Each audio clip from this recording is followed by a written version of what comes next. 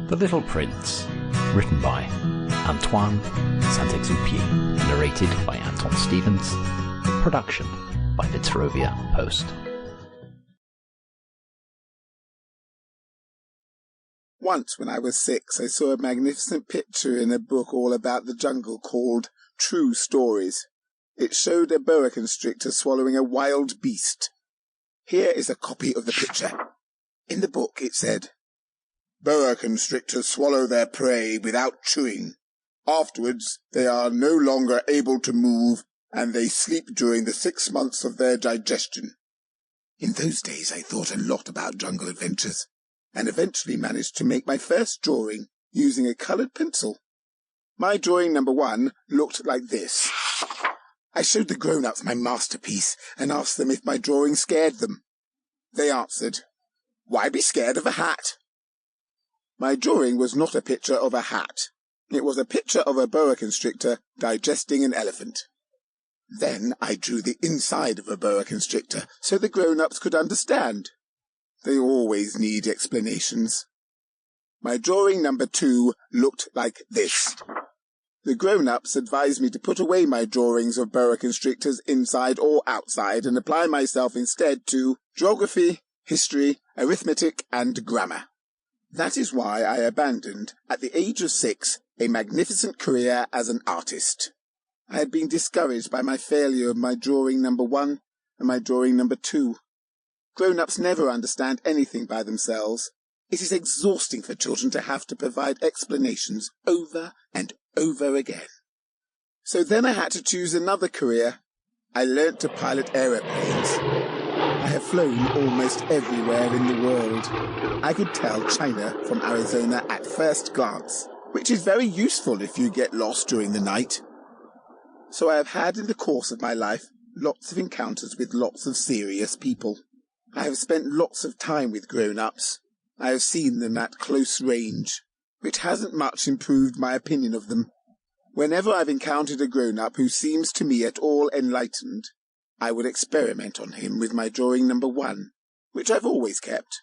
I wanted to see if he really understood anything. But he would always answer, "That's a hat." Then I wouldn't talk about boa constrictors or jungles or stars. I would put myself on his level and talk about bridge and golf and politics and neckties. And my grown-up was glad to know such a reasonable person.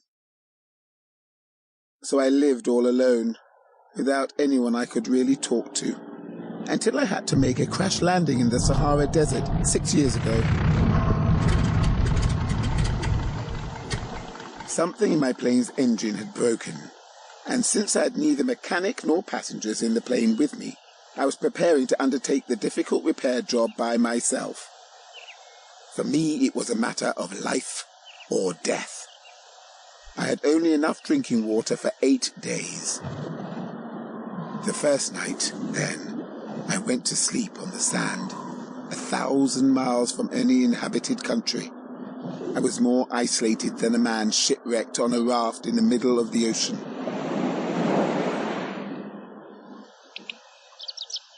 So you can imagine my surprise when I was awakened at daybreak by a funny little voice saying, "Please, draw me a sheep." What? Draw me a sheep. I leapt up as if I was struck by lightning. I rubbed my eyes hard. I stared, and I saw an extraordinary little fellow staring back at me, very seriously. Here is the best portrait I managed to make of him later on. But of course my drawing is much less attractive than my model. It's not my fault. My career as a painter was discouraged at the age of 6 by the grown-ups, and I've never learnt to draw anything except boa constrictors outside and inside. So I stared, wide-eyed at this apparition.